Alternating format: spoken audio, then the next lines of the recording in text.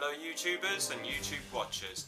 Today I'm going to give you somewhat of a video game review, but also recap on my first experiences of playing these games, and these videos are going to focus on that, specifically on that, my own experiences playing these games as well as review them at the same time. So today's game of choice, PlayStation's Metal Gear Solid. Made by Konami, released in 1998, Metal Gear Solid is generally considered as one of the greatest games of all time that was released on any console. It's a benchmark of stealth gameplay meets action, espionage, and even the front of the game even says tactical espionage action. So you can't go wrong there. But what is the game about? What is the plot of the game? Let's have a look, shall we? The year is 2005, 6 years after the fall of Zanzibar land. A renegade genetically enhanced Special Forces unit, Foxhound, has seized a remote island in Alaska's Fox Archipelago, codenamed Shadow Moses, the site of a nuclear weapon disposal facility. Foxhound threatens to use the nuclear-capable mecha, Metal Gear Rex, against the US government if they do not receive the remains of Big Boss and the ransom of $1 billion within 24 hours. Solid Snake is forced out of retirement by Colonel Roy Campbell to infiltrate the island and neutralise the threat. So that's the plot of Metal Gear Solid. And as the game progresses, you learn more about the characters themselves, and the characters become a lot more three-dimensional because you learn more about the history of Solid Snake, Dr. Naomi Hunter, Mei Ling, the Colonel. You learn more about the Cyborg Ninja as well. You learn even the bad guys, you learn more about them. And you start to learn and somewhat build feelings and emotions towards them, because the great thing about certain games is the emotion, same as with film or even television or reading a book, you develop these feelings towards the characters, and that is the mark of a great book, game, film, whatever. Because if you can develop those emotions towards the characters, then you've got a good building blocks for the rest of your game, and as well as film. So you need to make sure that continues. And the story has a few plot twists in it as well, which makes it really intriguing and makes you want to keep playing, as well as the urge and the wanting to complete the game. That was what I wanted to do back in 1998 when I first played Metal Gear Solid. I was determined to defeat the bad guys because it was so engaging, like the stealth gameplay where you can interact with your environment. It brought a lot more to the table as well.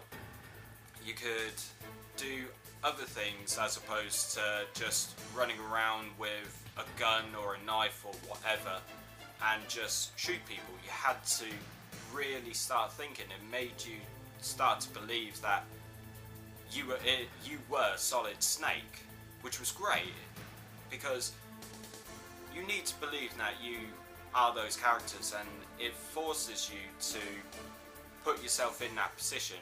And other games have followed that. For example, Tom Clancy's Splinter Cell, for argument's sake, some of the Resident Evil games, The Last of Us, and most recently, Batman Arkham games. The bosses as well, from Vulcan Raven to Psycho Mantis. The fight against Psycho Mantis, in my opinion, was one of the most genius ways to fight a boss ever.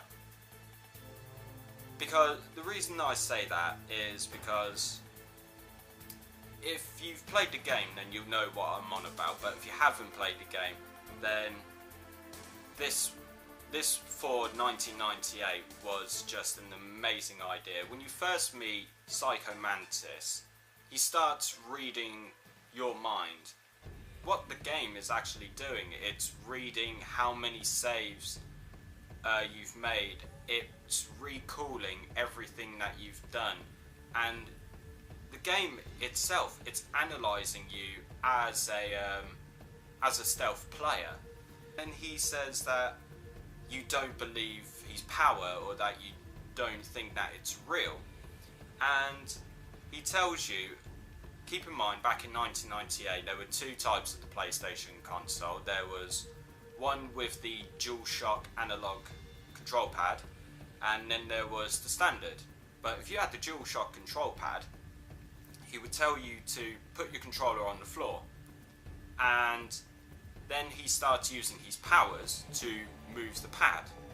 Now for 1998, now that might be common more in modern video games, but for 1998 that had never been seen, that had never been done, and that was it was almost like the game was coming to life, like Psycho Mantis was coming to life, and that he was controlling your control pad, and that he could actually read your mind. It was fantastic. It just completely blew my mind anyway. And then there lies in the challenge, because he's reading your abilities and he can see into the future, so to speak. So you start fighting him, but he starts kicking your ass. But there's one trick to beating Psycho Mantis. So, spoiler alert, if you haven't played this, what you do is you take out your control pad, you put it from control port 1 into 2. And if it's in 2, he can't read your mind, and he can't read what you're going to do next. So that was a great challenge. Then there's facing Sniper Wolf. Sniper Wolf is the greatest sharpshooter as well as assassin in the world. Well, in the world of Metal Gear Solid anyway. And she kicks your ass at times. You have to be on top of your game, and one thing that you're definitely going to need is 1, patience, 2, a lot of diazepam, and 3, good eye to be able to get to shoot her. She is very difficult, Sniper Wolf.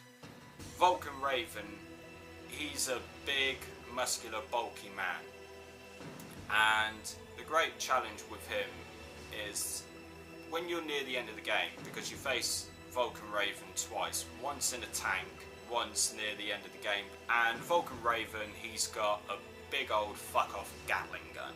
Yeah, he could mow you down, and you have to be very sneaky and stealthy to be able to defeat him. You can either use your Nikita missiles, or you can even try and use C4, and you have to like trick him to follow your tracks.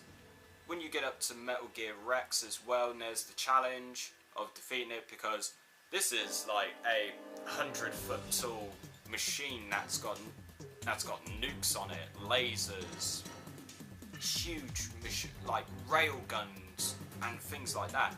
It's a beast, and of course, you know, comparing it to say the Metal Gears of the more modern games, for example Metal Gear Ray from Metal Gear Solid 2, Sons of Liberties, or even in some of the other Metal Gear games as well. The bosses were just so challenging that, like I said, it made you think on your feet. You had to, and it was fantastic to be able to do that. So playing this for the first time in 1998, you hadn't seen anything like it, and to be fair, I don't think you will see anything like it ever again. Yeah, you've got the follow-on games, Metal Gear Solid 2, Sons of Liberty, Snake Eater, Metal Gear Solid 3, Metal Gear Solid 4, Guns of the Patriots, then you got Metal Gear Solid 5, there's 2 Metal Gear Solid 5s, there's Ground Zeroes and The Phantom Pain. As well as, like I said, you got your Tom Clancy games like Splinter Cell, you got the Batman Arkham games, The Last of Us incorporates the stealth element as well when trying to get through each stage away from the runners and the clickers. The game bred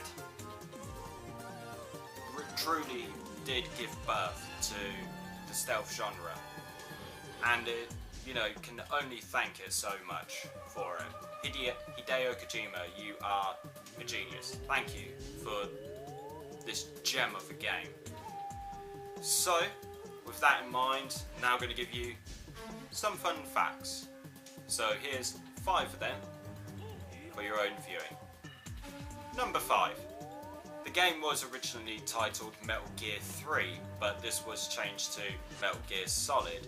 Hideo Kojima felt that Metal Gear and Metal Gear 2 Solid Snake were relatively obscure to the rest of the world, as they were only released on the MSX2. The title is also in reference to the title character, Solid Snake, as well as the jump from a 2D platform to 3-dimensional. Number 4. The character of Hal Emmerich is named after Roland Emmerich, one of Hideo Kojima's favourite directors. Number 3.